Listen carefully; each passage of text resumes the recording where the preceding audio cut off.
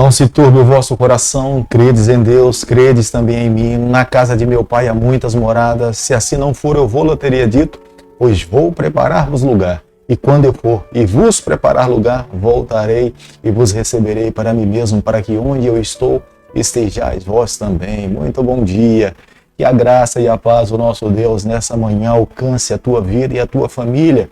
Que este dia seja um dia que nós possamos colher muitas bênçãos. Clamemos a Deus logo nas primeiras horas pela proteção, pela companhia dele sobre cada um de nós. Quero clamar a Deus nesse momento que as mãos do Eterno estejam estendidas sobre você, seus planos, sonhos e projetos. Deixo com você também nessa manhã uma parte da Bíblia, do livro de Provérbios, capítulo 10, o verso 30, onde diz o seguinte: o justo jamais será abalado, mas os perversos não habitarão na terra. Provérbios, capítulo 10, o verso 30.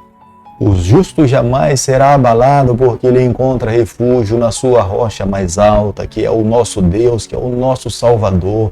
Todas as dificuldades que nós enfrentamos na nossa vida, enfrentamos ao lado dele. Portanto, ao lado do Senhor, todas as coisas são possíveis. Mas aqueles que não têm Senhor na vida, automaticamente construiu a sua casa sobre areia. Quando a tempestade vem, automaticamente a sua casa cairá pelo chão.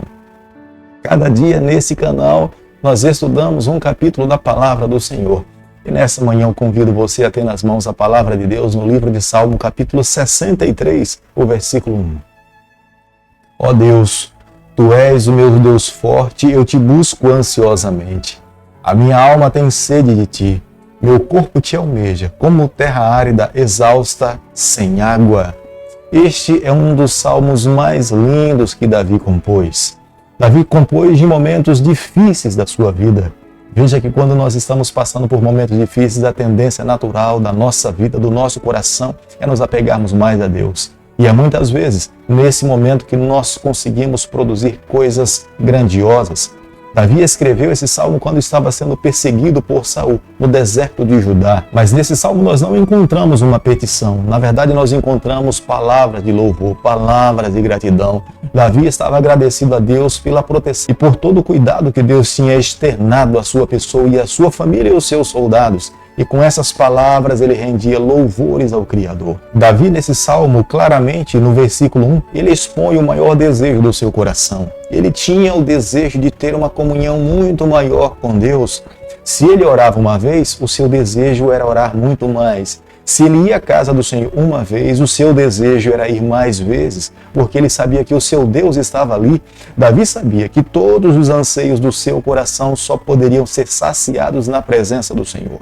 Longe do Senhor, jamais ele conseguiria satisfazer todas as necessidades da sua alma. É por isso que ele deixa bem claro, a sua alma é como uma terra árida, seca. Se o Senhor não regar a sua vida, não se tornar água da vida para o seu coração, ele irá secar, ele irá morrer, ele não terá alegria de viver nessa terra.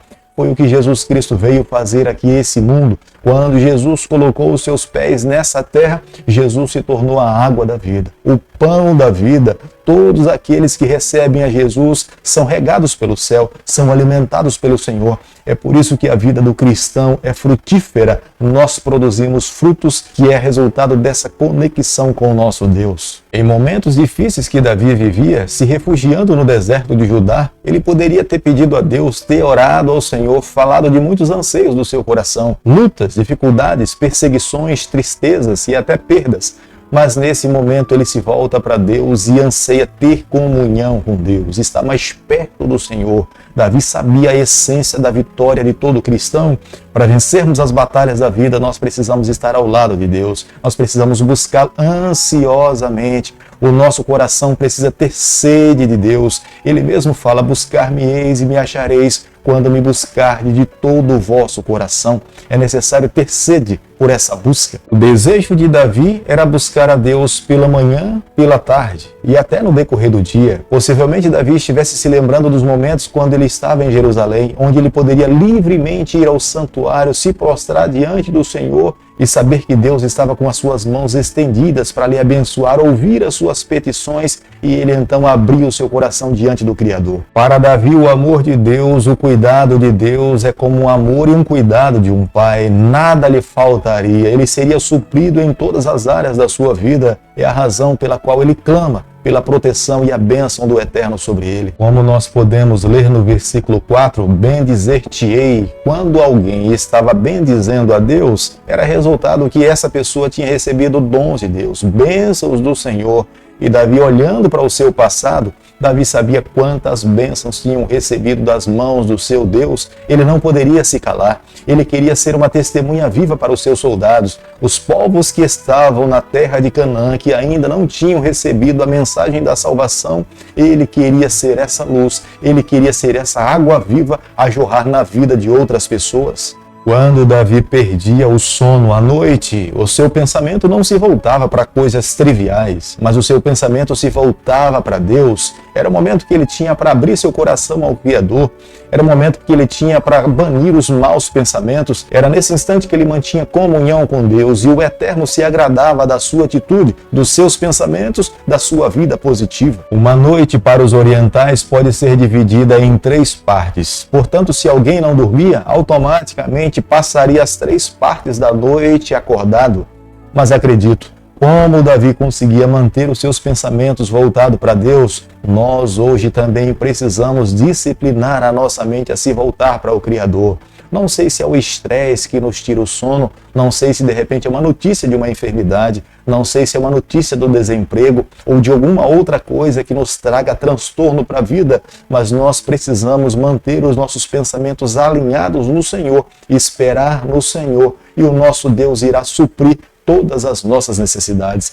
Era dessa forma que Davi conseguia viver uma vida tranquila. Embora o rei Davi estivesse sendo fugitivo no território de Judá, mas nesse momento Davi conseguia compreender que Deus era o seu mais alto refúgio. Deus estava ao seu lado. Deus lhe livraria de todos os seus perseguidores, dos seus inimigos. Se ele mantivesse a comunhão que Deus espera que todo cristão precisa ter na vida, era esse mesmo Deus que se manifestaria na sua vida para ele alcançar a vitória. Para Davi, todas essas conquistas é um ato de fé. Não temos como conquistar com materiais humanos ou dons humanos. A única forma para conseguirmos essas vitórias é mantendo a nossa fé no Senhor. Aqueles que buscam nessa vida tentar alcançar a vitória, triunfar, vencer os seus inimigos com mentira ou com falcatrua serão destruídos, serão desmascarados. Mas a única maneira correta de nós alcançarmos a vitória é nos mantendo seguro no braço do Senhor, é crendo no poder de Deus, é nos submetendo à vontade do Senhor. É a única forma de verdadeiramente alcançarmos a vitória. Aquele que deposita sua fé no Senhor saberá o final da sua história, é vida eterna, é salvação. Mesmo que esteja dormindo o sono da morte, Deus irá lhe levantar para que ele mais uma vez adquira o seu corpo e viva ao lado de Deus, os seus queridos, por toda a eternidade. Eu acredito que cada um de nós pela manhã, logo agora, nesses primeiros momentos, nós precisamos colocar a Deus como sendo a primeira razão da nossa vida, tê-lo como sendo o mais alto anseio do nosso coração. Como alguém anseia tomar um pouco de água no deserto seco, em terra árida, deve ser o nosso desejo a cada manhã de nos encontrarmos com o nosso Deus e recebermos a sua bênção. Jamais deveríamos nos esquecer de termos um encontro pessoal com o nosso Deus no seu santuário. A casa de Deus é o local onde nós nos encontramos com o nosso Criador. É claro que na nossa casa também nós podemos nos encontrar com Ele. Dentro do ônibus, dentro do Uber, do metrô ou em um outro ambiente. Mas a casa do Senhor, a igreja, é um lugar separado exclusivamente para adoração ao Senhor. Quando entramos ali, tudo que nós somos deve se voltar para Ele, porque é ali onde Deus se manifesta para a nossa vida. Permita que tudo que você tem, tudo que você é, seus braços, suas pernas, seus olhos, tudo que de fato compõe você, se volte para Deus, adore ao Criador. Deus irá se agradar desse tipo de adoração. Ame a Deus acima de qualquer coisa. Tudo que nós temos nessa terra é resultado da bênção de Deus. Mas Deus precisa ser o primeiro, único e exclusivo da nossa vida. Nós precisamos amá-lo com todas as nossas forças. É por isso que a cada manhã eu convido você a abrir seu coração, permitir que a palavra de Deus inunde a nossa vida e nós vivamos de acordo com a vontade do Senhor.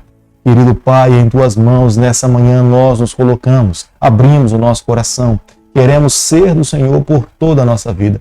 Fica conosco nesse momento, é o nosso pedido e a nossa oração, e o fazemos em nome de Jesus. Que o Senhor te abençoe e te guarde. Que Ele faça resplandecer o seu rosto sobre você. Que Ele tenha misericórdia de você. E sobre você nessa manhã Ele levante seu rosto e conceda a sua paz em nome de Jesus. Amém.